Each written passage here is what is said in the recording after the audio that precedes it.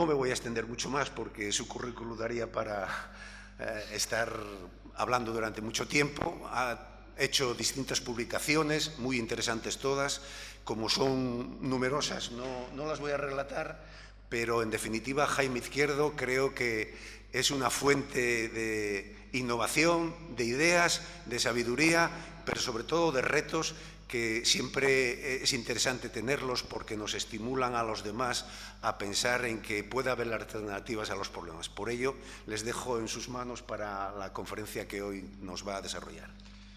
Pues muchas gracias, Paco, por esta presentación tan amable. Y yo a veces pienso, cuando tengo un amigo que me presenta, digo, ¿por qué no me presentan a un enemigo? Este tío es un cafre, tal, para dar un poco más de... Los amigos siempre dicen cosas buenas. Voy a ponerme ahí, voy a hacer una exposición desde el atril.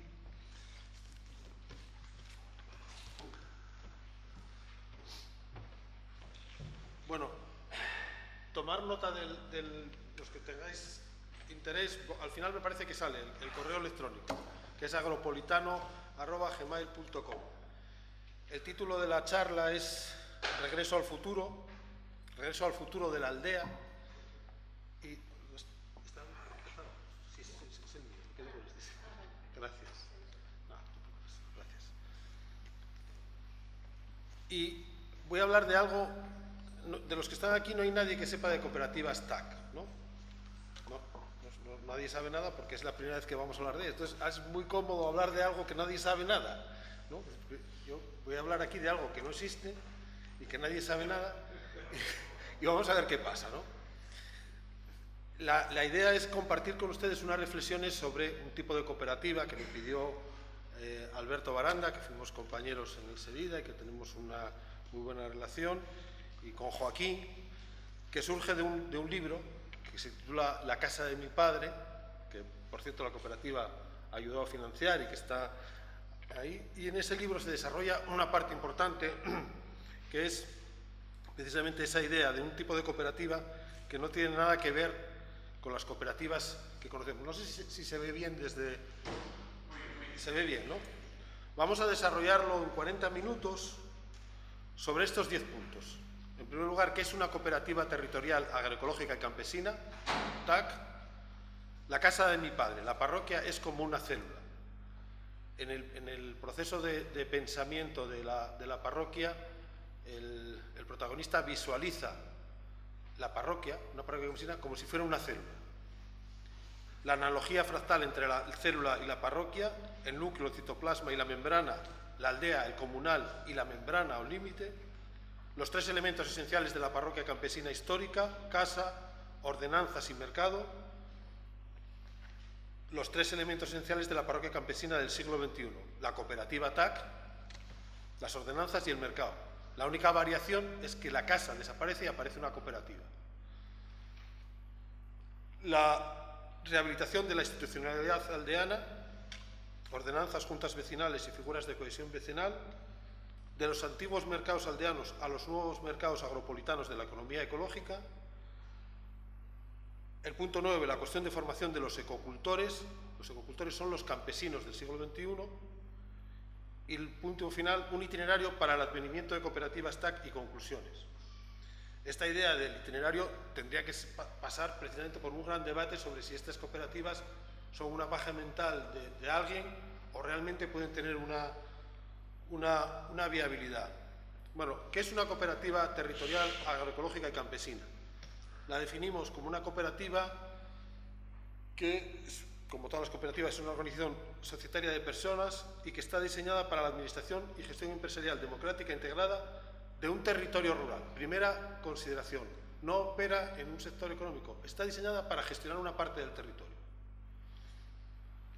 Conforme a fundamentos de la agroecología y con respecto a los principios organizativos de la comunidad campesina vernácula.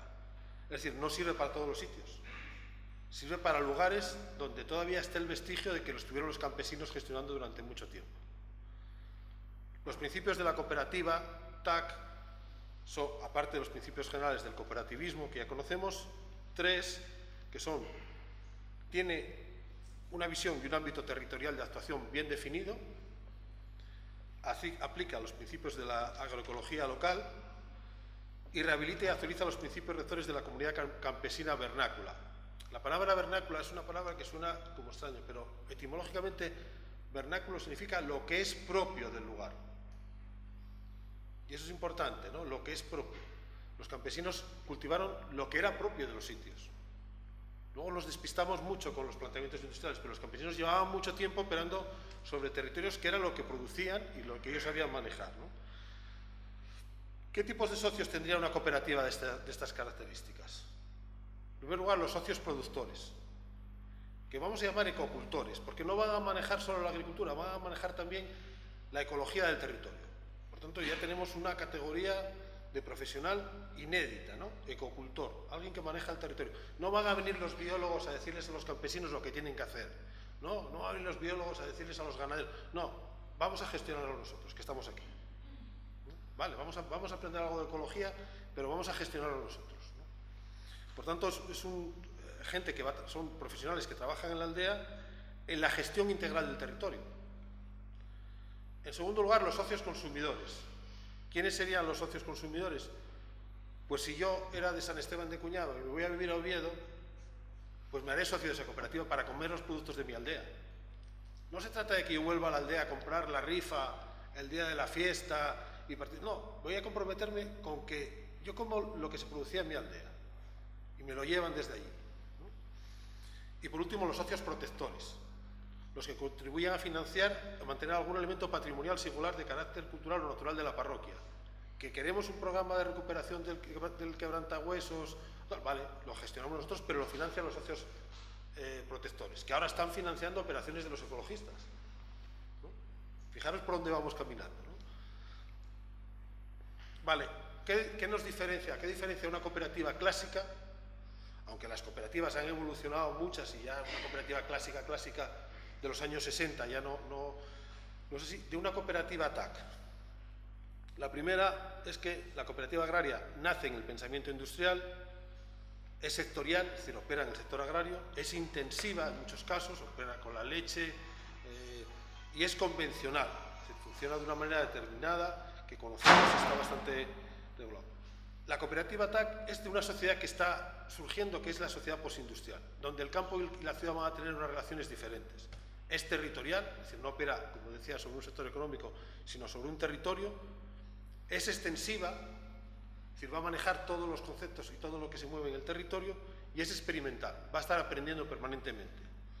Bueno, no voy a detallar los elementos que la definen, pero bueno, porque los vais a tener ahí, los podéis leer, ¿no? Pero bueno, lo que hemos dicho, opera sobre el sector agrario, la otra opera sobre una unidad territorial histórica, que es la parroquia. La agricultura, la cooperativa agraria actual se basa en principios de la agricultura industrial, en cambio la TAC se basa en principios agroecológicos locales y en la organización campesina vernácula. Esto a medida que vayamos viendo la charla lo veremos con más claridad. Bueno, ya veis que hay otra lista de diferencias. La cooperativa agraria tiene una alta producción y una baja diversidad de productos. La cooperativa TAC tiene baja producción y una alta diversidad de productos. La cooperativa agraria no gestiona la biodiversidad ni el paisaje. La cooperativa TAC gestiona la biodiversidad local y el paisaje. Bueno, en fin, ahí ya digo que no los voy a enumerar, pero bueno, hay una gran diferencia. Se trata de tener claro que estamos hablando de otro tipo de cooperativa, ¿no? Que no estamos hablando de la cooperativa convencional, sino de una cooperativa, como decía al principio, que no se ha producido todavía. Por tanto, tendríamos que dedicarle mucho tiempo a trabajar con ella en términos de prototipo, ¿no? Y luego de ensayar, como diremos al final. Bueno, en definitiva, estamos definiendo un tipo de cooperativa que, combinando tecnologías del futuro con las necesidades del presente y con los conocimientos agroecológicos del pasado, sirva para gestionar las aldeas y sus parroquias en aquellos territorios de naturaleza campesina que en muchos casos están a la deriva y en proceso de abandono. Es una cooperativa pensada para el mundo rural que está desapareciendo. No vamos a montar una cooperativa TAC a las afueras de Gijón, ni en el litoral asturiano, pero sí podemos montarla en la montaña. Conclusión, estamos diseñando una cooperativa basada en el TIC-TAC, es decir, en tecnologías de la información y el conocimiento, combinadas con territorio, agroecología y campesinado. La cosa funciona, ¿no? Ya en el marketing del nombre, ¿no? Este es el tic-tac. Vamos a montar una cooperativa de estas características. ¿De dónde surge toda la idea de este asunto? ¿Por qué a mí se me ocurre empezar a pensar en este asunto? Todo surge de un libro que está ahí fuera, que se llama La casa de mi padre, en la que un campesino que había emigrado a Francia y se había convertido en un obrero industrial, nunca dejó de ser campesino. O sea, él era pastor de cabras y hacía quesos en los picos de Europa y no veía ninguna ventaja en estar pasando la fragona por un aeropuerto en Burdeos. Es más, por mucho que le pasaba la fragona, no encontraba tanta satisfacción como ver nacer un ternero. Su hijo nace allí, se hace ingeniero de la Renault, trabaja en el diseño del coche eléctrico y su padre trata todo el rato de educarlo sobre la base de los valores campesinos. Bueno, ese es el planteamiento del libro. De hecho, el libro empieza, la primera frase dice: estoy sentado delante de las cenizas de mi padre.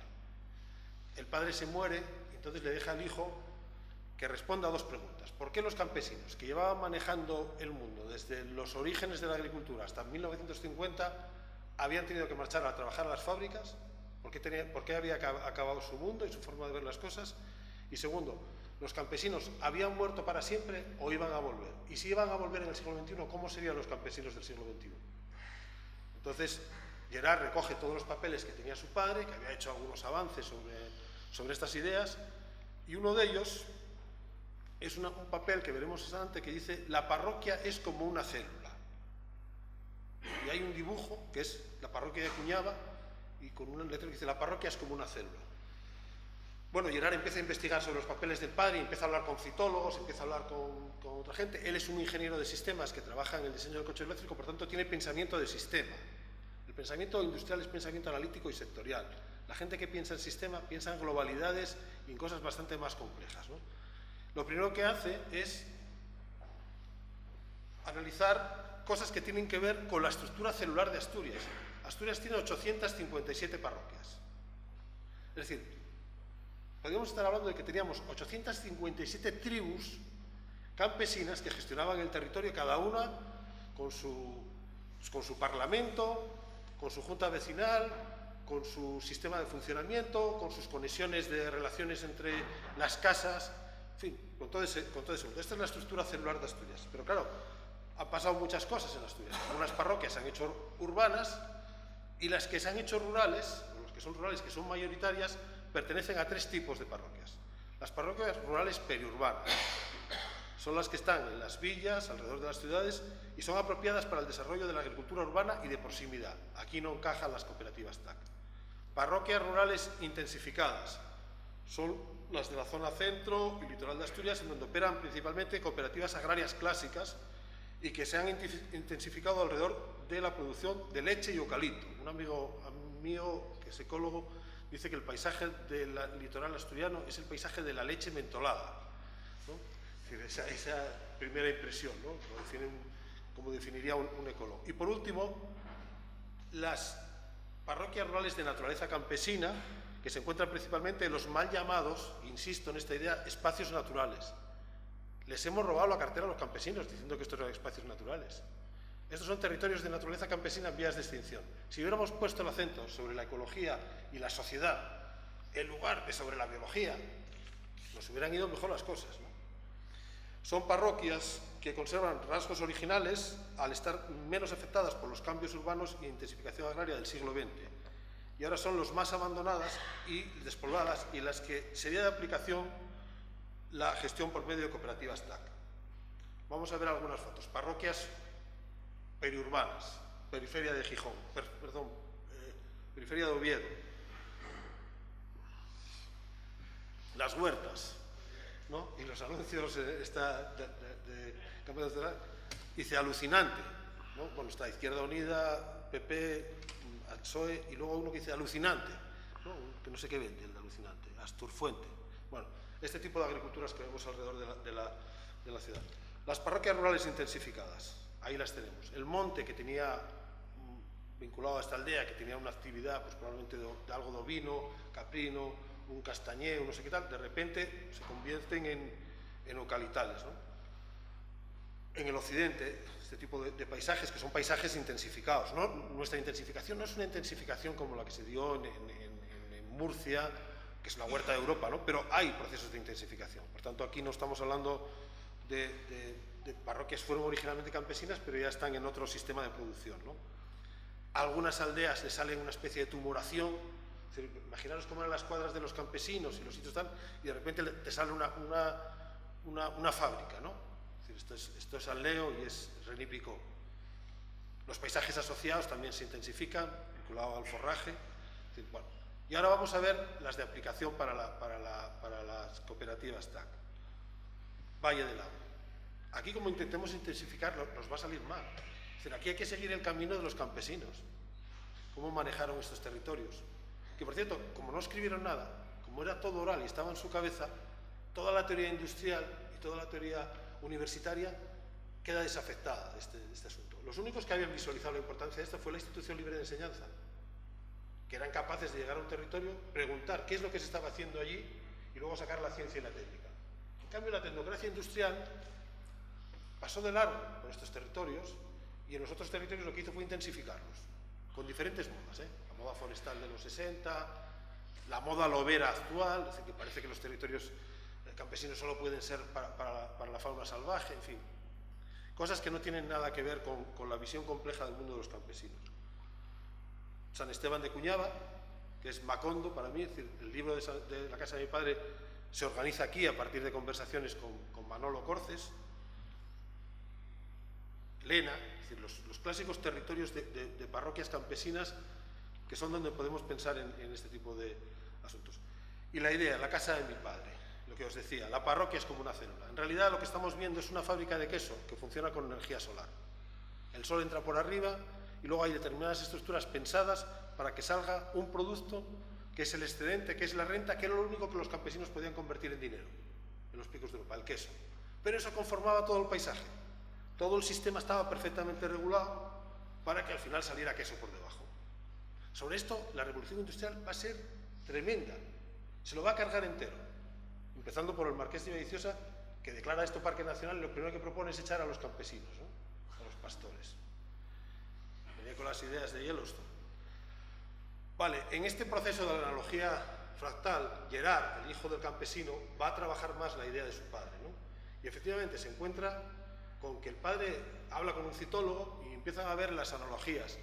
Una célula, que es una unidad fundamental para la vida, tiene su transposición en una parroquia, que es la unidad fundamental para la vida de la agricultura en ese sitio. Entonces, se establece entre la célula y parroquia una equivalencia de funciones, pero que es de carácter fractal, es decir, no es una metáfora, es que funciona exactamente igual. ¿Sabéis lo de la fractalidad, ¿no? Cuando uno encuentra en dos escalas diferentes dos cosas que funcionan igual, en la escala universal o en la escala celular. Y en este caso, las parroquias son células. La actividad celular compleja es la gestión campesina del territorio. El metabolismo basal de la célula, es decir, lo que la célula genera para vivir, es la alimentación de la comunidad campesina. Y el excedente productivo de la célula, porque las células a veces producen excedentes, son los excedentes productivos de las cosechas dedicados al trueque o al intercambio con el mercado exterior. Los cromosomas son los paisanos. Los genes, es decir, dónde está retenida la información en los cromosomas, son los conocimientos, lo que esos paisanos saben hacer para operar en el conjunto de la célula. El código genético es el código de conocimientos. La mejora genética que se produce en las células también lo producían las actualizaciones de los conocimientos campesinos, y los cuerpos subnucleares que hay dentro de una célula son las casas, las cuadras y los hórreos, que también están. Es decir, cuando uno hace el trabajo de la citología y luego ve lo que hay en una aldea, le van saliendo estas cosas, ¿no?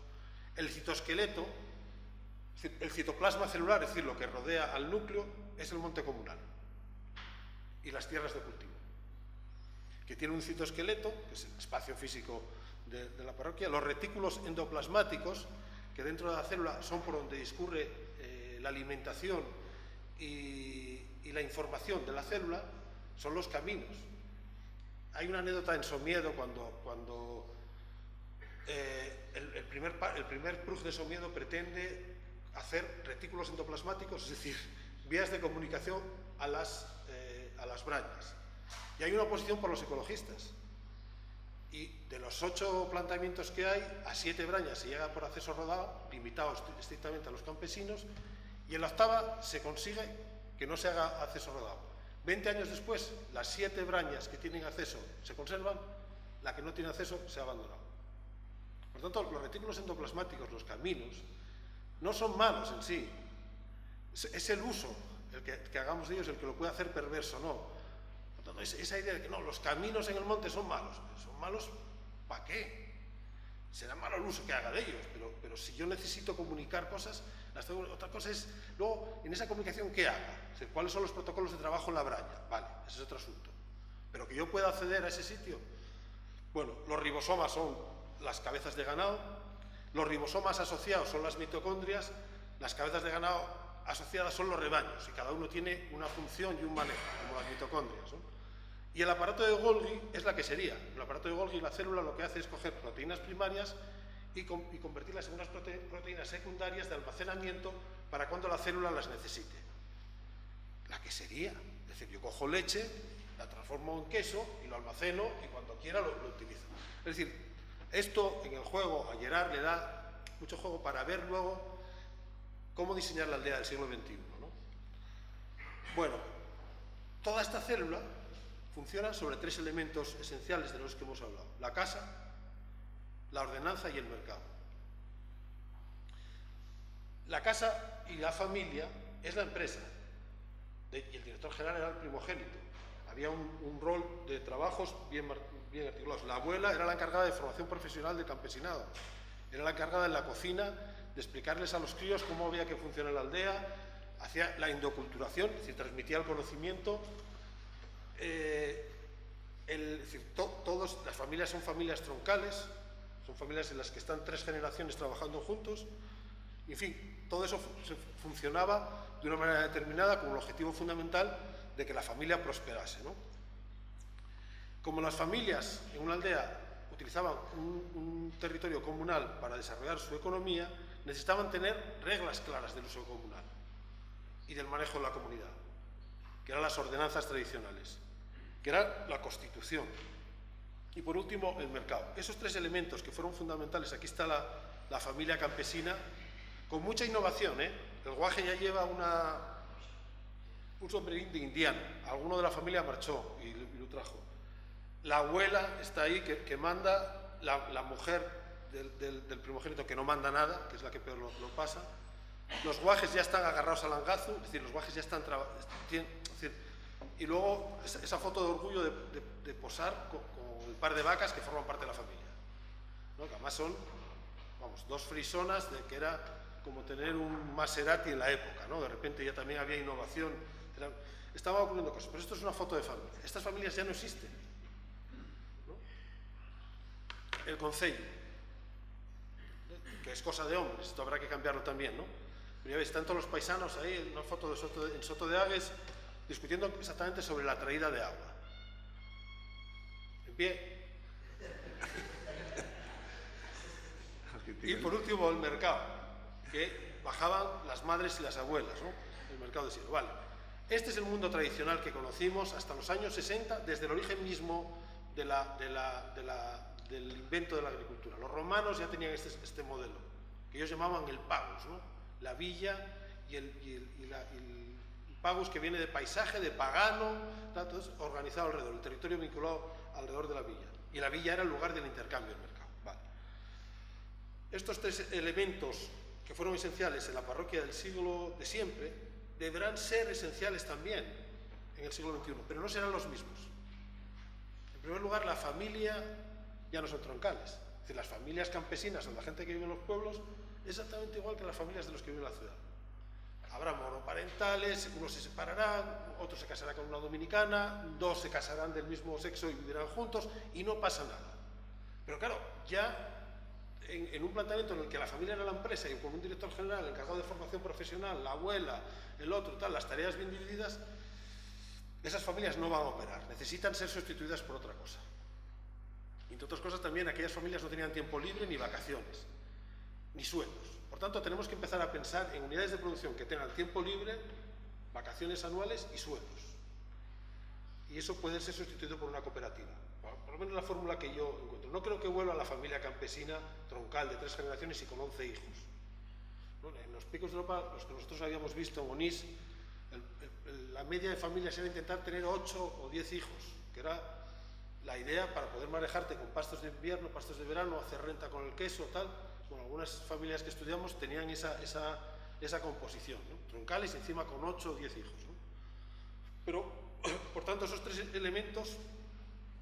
elementos donde más novedad va a haber va a ser precisamente en el productivo, en la empresa, que tendrá que ser una cooperativa. La comunidad y las ordenanzas, en algunos casos, con ligeros retoques, funcionan. Y el mercado va a cambiar también. No vamos a bajar a la villa. Vamos entonces a hablar de la cooperativa CAC, sustituyendo a la casa campesina como unidad de producción, sobre la base de una idea que tiene que ver con la sociedad del conocimiento. Es decir, si queremos hablar de sociedad del conocimiento, habrá que buscar conocimiento para este tipo de soluciones. Porque la sociedad del conocimiento se consolida adquiriendo nuevos conocimientos y rehabilitando conocimientos anteriores. Esa es la forma en la que yo lo veo. Lo que pasa es que da la sensación de que la sociedad del conocimiento no solo es la tecnología que viene delante. Cambiar de móvil cada poco, los coches cada vez son más complicados, tal. Y bueno, y las tecnologías que vienen de atrás, ¿qué está ocurriendo con ellas, ¿no? O sea que en plena exaltación de la sociedad del conocimiento estamos asistiendo a la pérdida de los conocimientos campesinos y vernáculos que nos ayudaron a gestionar el territorio durante mucho tiempo de forma estable. Y no estamos siendo conscientes de que esa pérdida no es una buena noticia. Por tanto, hablamos de Smart Cities, pero hay que empezar a hablar de Smart Villages, hay que empezar a hablar de aldeas inteligentes. Es decir, los tres estamentos urbanos de una región son las ciudades, o de Asturias, las ciudades, las villas y las aldeas. Y sin aldeas no habrá gestión en el monte. Y esto tenemos que empezar a entenderlo y empezar a pensar cómo las vamos a realizar. Que no es buena noticia que se estén cayendo las aldeas y que estén comidas por el matorral, que no es muy buena noticia. Y que alguien piense que solo va a ser posible el desarrollo urbano. Bueno, aquí no me voy a meter mucho, pero bueno, los factores esenciales para promover desarrollo territorial en una ciudad o en una aldea o una parroquia campesina son estos que veis aquí. El hardware son las infraestructuras, el software son precisamente las empresas, es decir, la capacidad productiva y de conocimiento integrada, el firmware es la financiación, el hardware es la capacidad de organización, el humanware son los recursos humanos, la cultura y la ecología, los recursos naturales del entorno. Eso tiene que estar articulado en una parroquia. No vamos a entrar aquí donde tenemos los problemas, pero desde luego en los recursos humanos en las aldeas no tenemos ya, ¿no? Es decir, hay muchos fallos de sistema que habrá que ir pensando, ¿no? Bueno, ¿qué hace Gerard cuando llega a San Esteban de Cuñava? Pues lo primero que hace es saber cómo funcionaba el calendario laboral de San Esteban. Son sociedades reloj, definidas como sociedades reloj por un antropólogo. Las sociedades campesinas están definidas por Levi Strauss como sociedades reloj porque hacen exactamente lo que tienen que hacer con un calendario preciso. Y si te sales de ahí, la cosa no va a funcionar. Por tanto, cada parte del mes toca una tarea, ¿no? Esto el planteamiento industrial ni se lo ha aproximado, ¿no? Y luego todas esas relaciones todos esos procesos están relacionados entre sí. Por tanto, crean un mundo muy complejo, ¿no? Hay algunas curiosidades, como por ejemplo lo de ¿veis la fiesta de San Esteban histórica, que es el 26 de diciembre? Bueno, la actual es el 3 de agosto. Yo le pregunté a Manolo que por qué había habido ese cambio, y dijo, fue mi padre. Mi padre era el líder tribal de San Esteban. Y entonces ocurría que el 26 de diciembre los de Tresviso bajaban a celebrar la fiesta de San Esteban y con la excusa de que nevaba, de que estaba no sé qué, se tiraban una semana en San Esteban comiéndoles la matanza, porque Tresviso hacía un frío que pelaba. Y entonces dijo el padre, se acabó. La fiesta el 3 de agosto que andamos todos a la hierba y con el ganado y tal, bajan, echan un baile y tiran para arriba enseguida. Y la cambió por eso, para que no les comiera a los de Tresviso la matanza. Bueno, al final es el poder civil diciendo cómo va el orden eclesiástico, ¿no? Eso es mandar, joder, y lo demás es el cuento. Bueno, es una anécdota, pero que no es anécdota desde el punto de vista de cómo son capaces de arreglar el mundo, ¿no?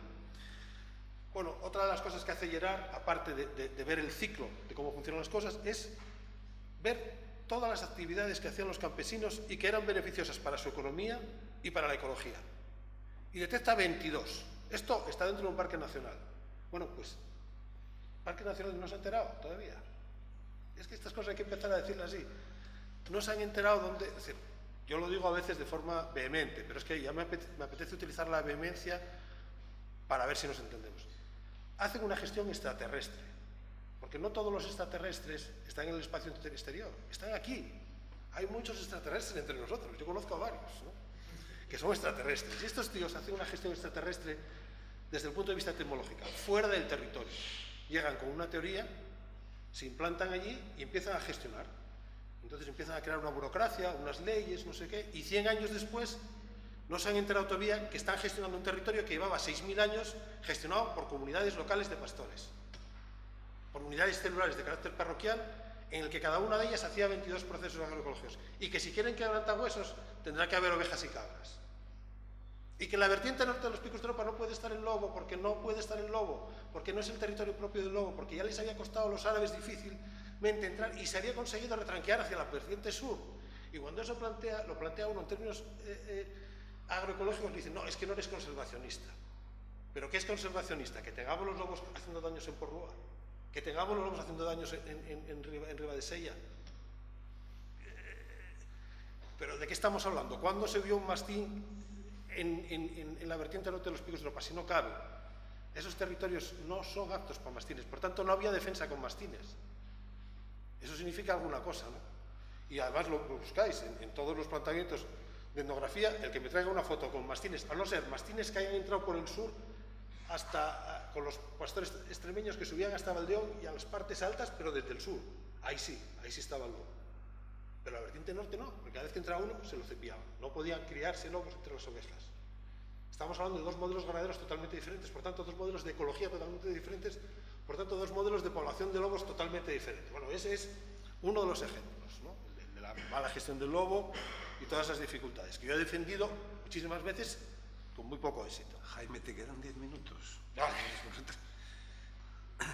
Bueno, pues esta parte de las actividades campesinas será fundamental porque lo que hace Gerard en la aldea es ver cuál es la actividad agroecológica, la primera, la apicultura, qué beneficio económico tiene, produzco miel y derivados, qué servicios o qué beneficios ecológicos locales produce, que se llamarían servicios ambientales, polinizo, especies beneficiadas todas. Hace con cada una de las cosas, con cada una de las actividades agroecológicas, hace un balance para que funcione.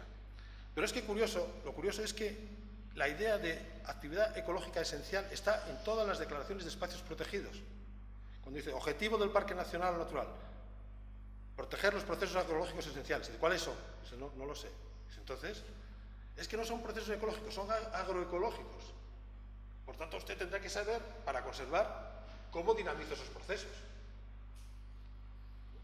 Y si no hay dinamización, no hay conservación.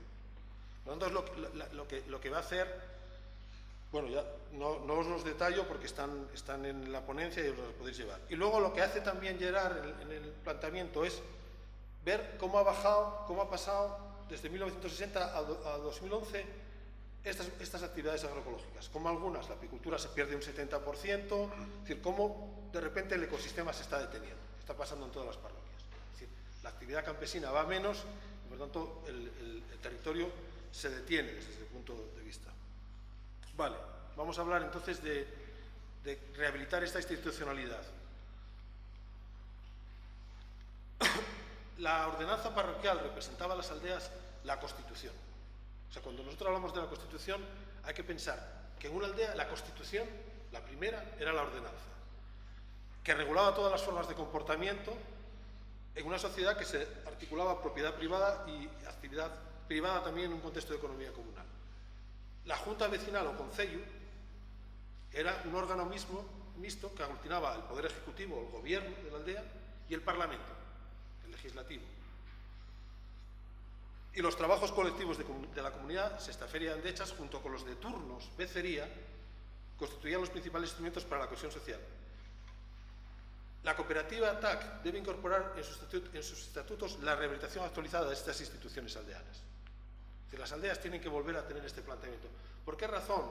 Porque con una constitución, con una ordenanza que regule los usos, del territorio, yo puedo regular luego las producciones sobre esos usos, de manera que puedo tener un canon paisajístico determinado a partir de esos usos.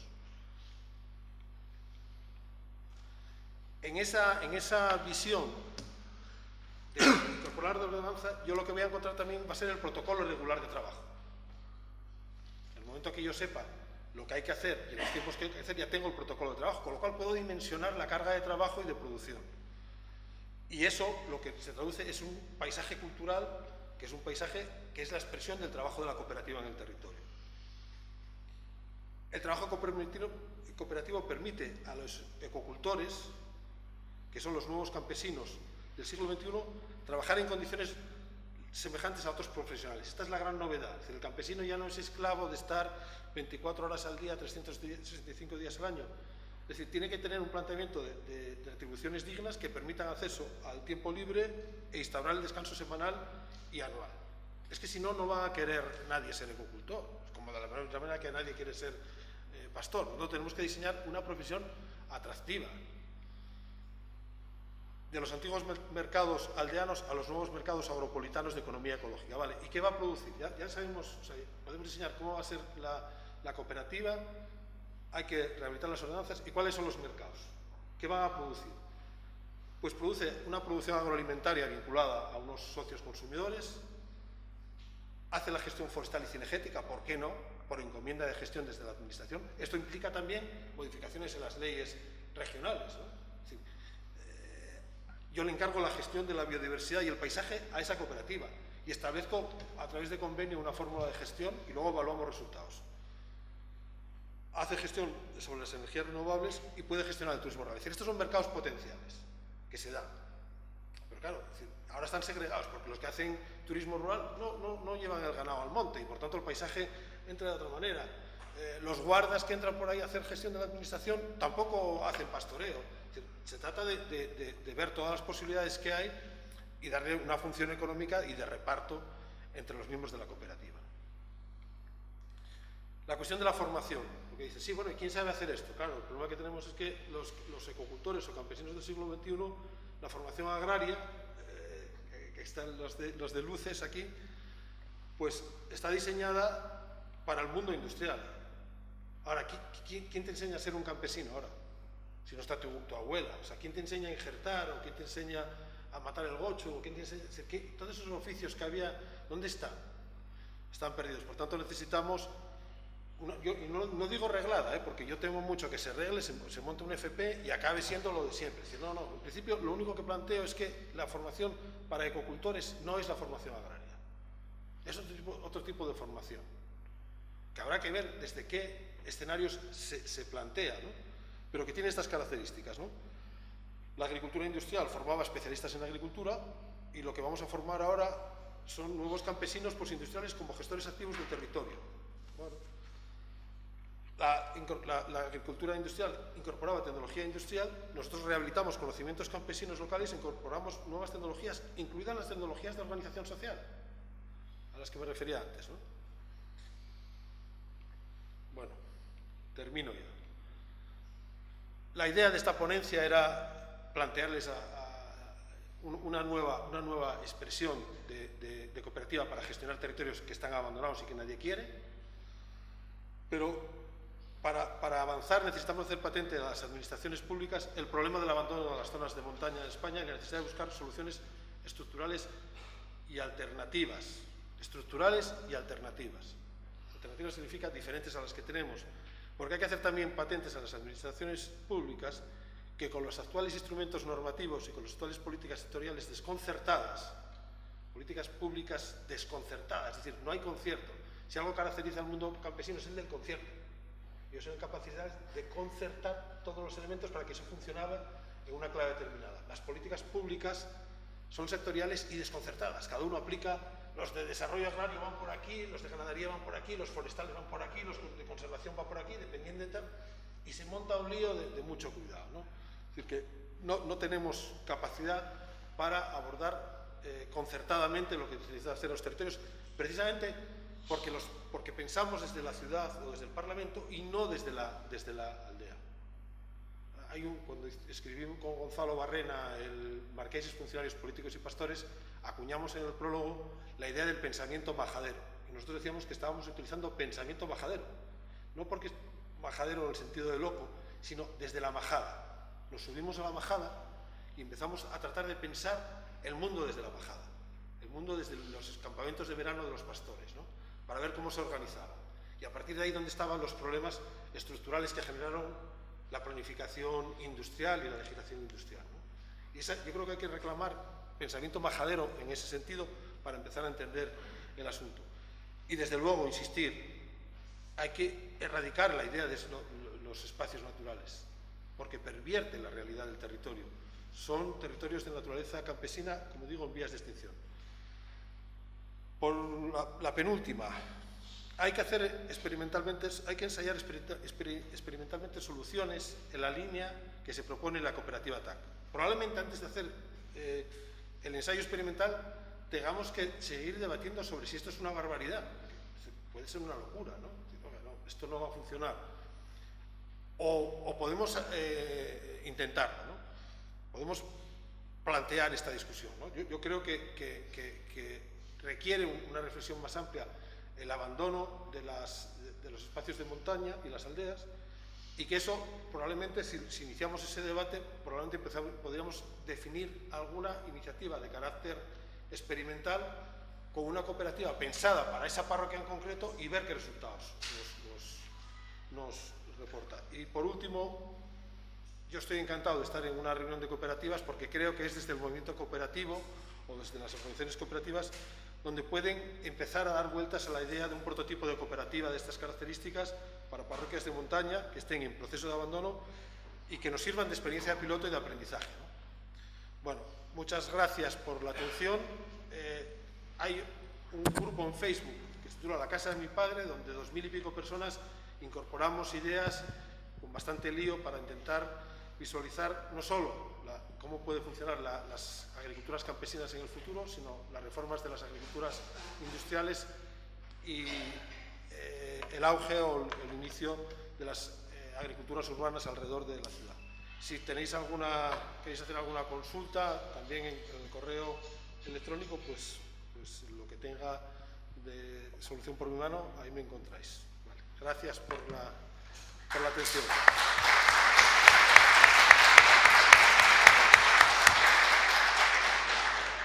Bueno, Jaime, como les decía al principio, nos ha dado una nueva visión del mundo, de una parte del mundo agrario, nos ha lanzado nuevas ideas y nos ha lanzado unos retos que tienen sus dificultades porque casi no existen campesinos, no llegan las TIC al mundo agrario o llegan en muy malas condiciones y no son capaces de rentabilizar sus productos.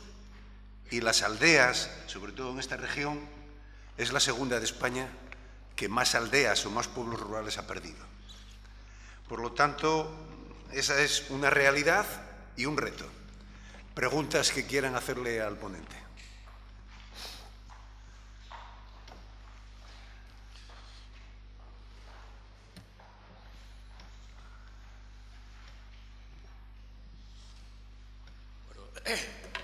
A mí me parece muy interesante lo que planteas, digamos, sobre todo yo diría que como elemento de reflexión, aunque sin duda alguna creo que esto requeriría, es decir, mucho debate, mucha discusión, es decir, mucha gente trabajando coordinadamente, pero bueno, yo creo que hay algunos elementos que a mí me parecen muy importantes. Es decir, todo el planteamiento que haces al final, de que todo está muy deslavazado, muy poco con eso, es decir, quizás es una de las grandes dificultades. Yo añadiría que quien tiene la tierra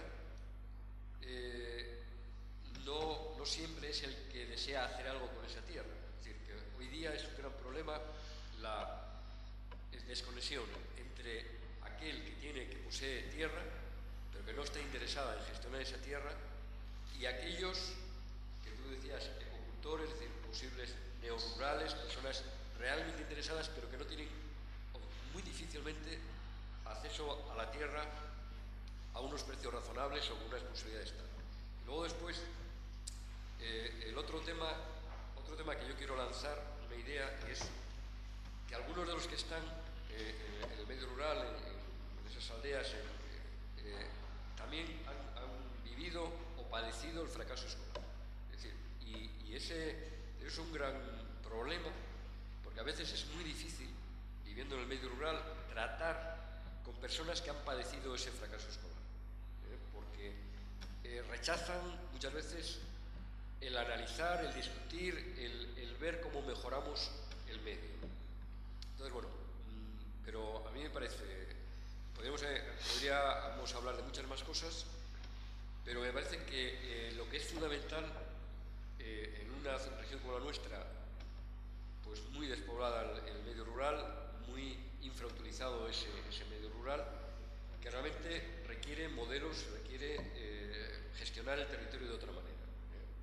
Y para eso hace falta, yo creo que trabajar y experimentar, como tú decías, es decir, establecer que quizá pueda ser ese modelo de cooperativa TAC u otras opciones según los casos, pero desde luego que hay que trabajar para aprovechar mejor el territorio sin duda. Gracias. Mi otra pregunta que me gusta hacer es... Vamos a sumar todas las preguntas y después las contesta para ahorrar un poco de tiempo porque vamos con retraso. Sí, David.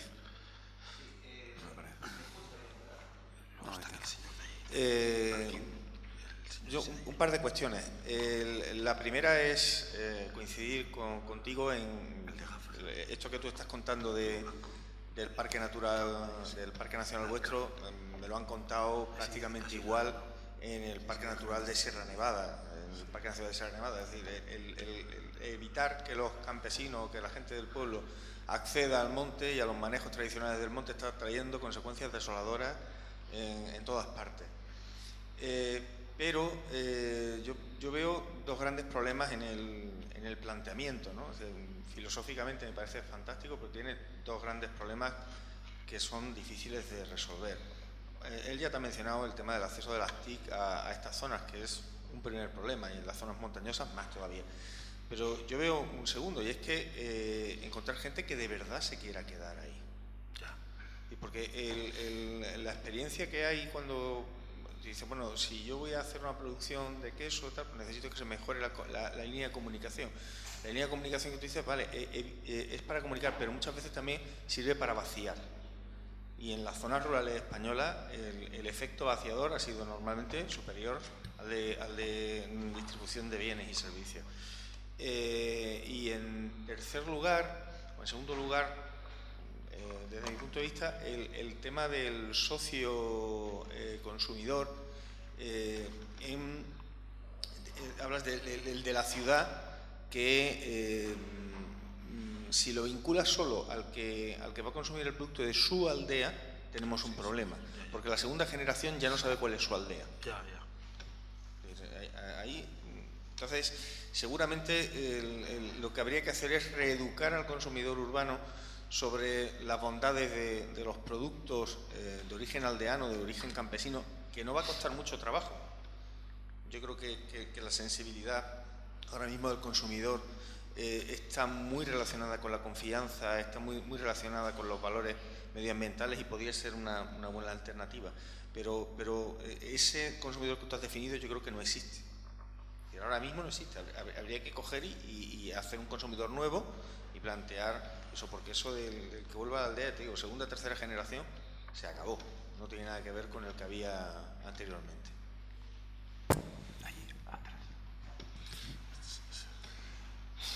Yo quería hacer una reflexión sobre todo lo que usted nos explicó y todo cuanto usted sabe. Pero me gustaría reflexionar sobre cuál fue el origen de que hoy las zonas periféricas agrarias en toda España estén en las circunstancias que están. Yo salí de España en los años 60 a principios, y cada vez que volvía había una escuela rural menos, y cada vez que volvía... ¿Para dónde se fue? A Suiza. A Suiza. Yo vivo en Suiza 50 años. Cada vez había un servicio menos. Yo vengo de la zona de Cangas del Narcea y la semana pasada, el fin de semana, estuve por Cangas, y es lamentable en qué situación se encuentra, no siendo la villa y algo alrededor. Es lamentable que sea en un país donde parece que el 25% de los niños están destinados a pasar hambre física. Entonces algo falla. El desmontaje de las escuelas rurales, el desmontaje de los servicios, aquellos, incluso ya diría hasta religiosos. Los pueblos están extremadamente, los pueblos de la periferia, extremadamente abandonados. Es muy difícil poner a andar hoy un pueblo que no tenga corriente o que la tenga deteriorada, casas, hórreos tirados, que la vegetación los cubre. Entonces, sí, estos 4 tipos de administración que hay en este país, la municipal, la regional, la diputación, que no sé para qué vale, no lo entiendo, y luego la central, cuando alguien se pone a hacer un proyecto en unas circunstancias así, será viable, sí, yo creo que debería de ser viable, pero hay mucho que hacer. Gracias.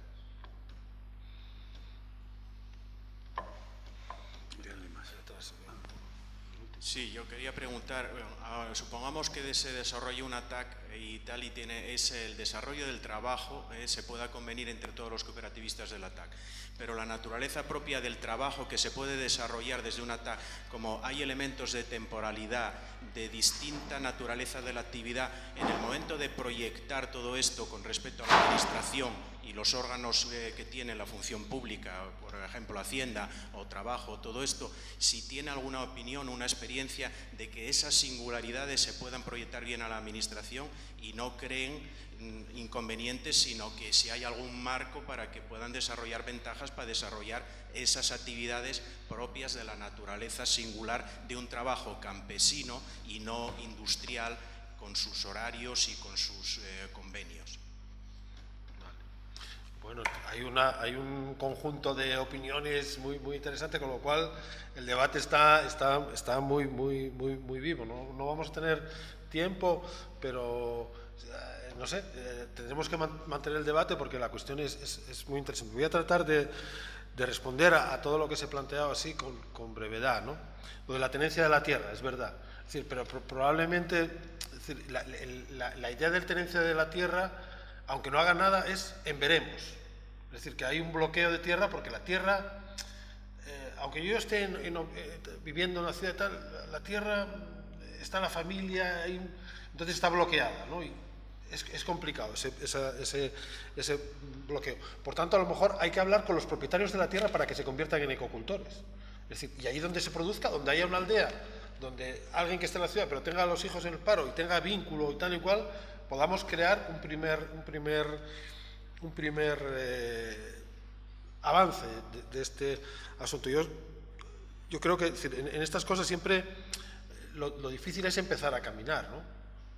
Pero una vez que se resuelve, a lo mejor encuentra uno alternativas. Pero eso, en primer lugar, y en los tiempos actuales, es un problema. Y el fracaso escolar, yo, en los términos de dificultad para hablar en la aldea, pero es que yo también veo fracaso escolar en el ministerio, o en los ministerios. Es decir, el nivel de dificultad para explicar nuevas ideas en entornos de muy arriba es tremendo también, ¿eh?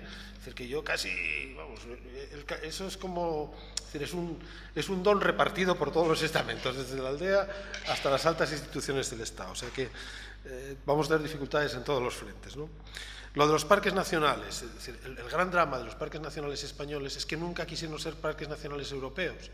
Es decir, y esto enlaza, comparte con la pregunta, con la contestación, ¿en qué momento perdimos el vínculo con la aldea? ¿Qué ocurría en Francia y en el resto de Europa cuando empezaron a ver el problema del vaciamiento de los pueblos? Que hubo una reflexión política muy amplia. Y entonces eso lleva a Pompidou, que venía de Gaulle, es decir, no era patrimonio de la derecha y de la izquierda, era un patrimonio de la responsabilidad del Estado. Y Pompidou acabó diciendo, no es ninguna buena noticia que se nos marche la gente de los pueblos, pero entre otras cosas son los que se hicieron cargos de la conservación de la naturaleza.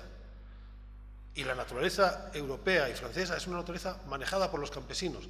Y a partir de ahí, la política francesa en sus parques nacionales lleva a un planteamiento de esas características. O sea, uno va al Parque Nacional de Francia y el tipo que está al frente del Parque Nacional está al frente de toda la problemática social, territorial que hay en el territorio, de la caza, de la pesca, de los estudios, por tanto, no tenemos ese corporativismo segregado que tenemos en los parques nacionales españoles. Es un problema grave. Porque es que de Francia hacia Suecia uno se encuentra con ese planteamiento a favor de los campesinos. Es más, en Suiza, el plan de biodiversidad de Suiza, que yo lo compré en un viaje a Ginebra, una de las fotos que tenía eran unos tíos segando en un prado. Entonces, el plan de biodiversidad del gobierno suizo. Y salía uno y digo, coño, pues estos... Y ahí estaban. Dice, que se sigan segando estos prados es fundamental para las mariposas, para no sé qué, no sé cuánto más. Por tanto, hay medidas específicas para ese tipo de gestión. Es decir, los países más avanzados de Europa incorporan las culturas campesinas en la gestión de sus territorios. Y nosotros las hemos erradicado a partir de los años 50 por un exceso de tecnocracia industrial. Y como consecuencia de eso hemos tenido una deriva en la conformación de las leyes y tal que conspiran contra el campesinado. Es tremendo, es decir, que era difícil la solución y que la ciudad y la industria iban a provocar aglomeraciones, tal, era evidente, pero fue mucho más grave en aquellos sitios donde no había esa previsión. Y el nuestro, el caso español, es especialmente sangrante. Por lo tanto, yo cifraría en la escasa oxigenación intelectual y política de la dictadura el inicio del problema y la escasa capacidad de reacción de la democracia ante estos problemas. Lo que plantea Javier desde el fondo tiene que ver bueno, había otra cuestión también que tiene que ver con los socios consumidores. Es cierto que los gustos de los jóvenes están cambiando sobre consumo. Es decir, son más de McDonald's que de la morcilla del pueblo. Y esto es un problema de educación. Y también, es decir, cuando yo decía socios consumidores, los que están fuera que compren los productos del pueblo, no solo esos, ¿no? Pero en cualquier caso está bien porque estamos avanzando en algunos elementos que tienen que ver con la creación del prototipo. Y especialmente Javier, que dice, oiga, ¿qué dificultades voy a tener con la administración pública cuando voy a montar eso? Dice, todas, porque no hay ventanilla para meter esto, ¿no? Os cuento una anécdota que tiene que ver con un viaje a Isaba y con esto termino. El alcalde de Isaba había comprado un coche, el ayuntamiento, a unos chicos de Tudela que hacían coches eléctricos en su casa, en un taller. Pero tenía un problema. Ellos por 4.000 euros te cambiaban el coche de motor de explosión y te ponían un coche eléctrico. Y tú llegabas con tu coche, lo dejabas ahí, a los 4 días te daban un coche eléctrico. Unos chicos de un taller de Tudela. Entonces yo estaba por ahí con el alcalde, que estábamos viendo cosas y tal, y dice, esta tarde va a venir Yolanda Barcina, que es la presidenta de tal, y están estos chicos por aquí porque la vamos a abordar. Y bueno, yo quiero estar pendiente del abordaje. Entonces, ¿cuál fue la reacción de la presidenta? No sé si luego la cumpliría, ¿no? Cuando los chavales le plantearon, dice, ¿y qué problema tenéis? Dice, es que luego no pasa la ITV, el coche. Dice que no pasa la ITV, ¿cómo? Que tenemos innovación de unos tipos que son capaces de hacer funcionar un coche eléctrico y hacer un coche eléctrico en Tudela, y el problema es que no pasa la ITV. Espera que hablo con el consejero de Industria. Es decir, hay actitudes proactivas de modificar reglas burocráticas que impiden la innovación. Y desde luego, si no somos capaces de crear espacios para la innovación y para la experimentación, creando esa especie de... no ocurrirá nunca nada. Es decir, que si Cristóbal Colón hubiera tenido que pedir permiso al Ministerio de Marina Mercante para hacer el viaje tal, no lo hubieran dado nunca, porque las líneas de tal eran por el oriente. Entonces es decir, todos los avances se producen cuando alguien plantea algo que no plantean los demás. Y como toda la legislación está para lo que plantean los demás, hay que crear esos espacios para la innovación. Por eso decía, entre las conclusiones, hacer ver a la administración pública la necesidad de ensayar y atreverse a innovar, ¿no? Y son en ese sitio es donde empezaremos a encontrar algunas soluciones. Y termino ya con la idea de que es verdad que nadie quiere quedarse en el pueblo. Porque claro, nadie quiere quedarse en el pueblo con el panorama actual, sin servicios, sin no sé qué, sin no sé qué. Ahora, si yo me quedo en el pueblo, tengo 2 días de semana libre, gano 1.200 euros al mes, tengo un mes de vacaciones, encima tengo una cooperativa, no sé qué, soy el encargado de la biodiversidad de mi parroquia, junto con la otra es el encargado de la biodiversidad del parque de no sé dónde, estoy en los temas de la caza, tengo turismo rural. Coño, espera, entonces igual sí me interesa, ¿no? En el primer viaje, volvemos con lo de Colón, el primer viaje a América no quiso ir nadie. De hecho, Colón fue con lo peor de cada casa. ¿Quién iba a esa locura? Hostia, luego hubo que mandar parar a la gente. Es decir, que si somos capaces de abrir una vía y la cosa funciona, creamos una realidad diferente. Que en 1370 pasó lo mismo con las aldeas. Cuando la peste, el 75% de la ciudadanía que vivía en ciudades se murió. Por tanto, quedaron muchos huecos de trabajo y la gente marchó de las aldeas y hubo un proceso de despoblamiento similar al actual, que luego se recuperó. Por tanto, la vida da muchas vueltas y tal. Y yo creo que vamos a volver a la aldea, pero claro, no vamos a volver a la aldea del pasado y del abuelo del siglo XIX. Vamos a volver a la aldea del siglo XXI si queremos hacer ese viaje. Y si nos preparamos bien para hacer ese viaje y hacemos todas las modificaciones de la administración, encontramos los mercados, encontramos la satisfacción laboral y encontramos los mecanismos. Muchos de ellos están ya ahí, solo se trata de restaurarlos un poco. Bueno, yo no me entretengo más. Gracias a todos y a Jaime especialmente por la visita.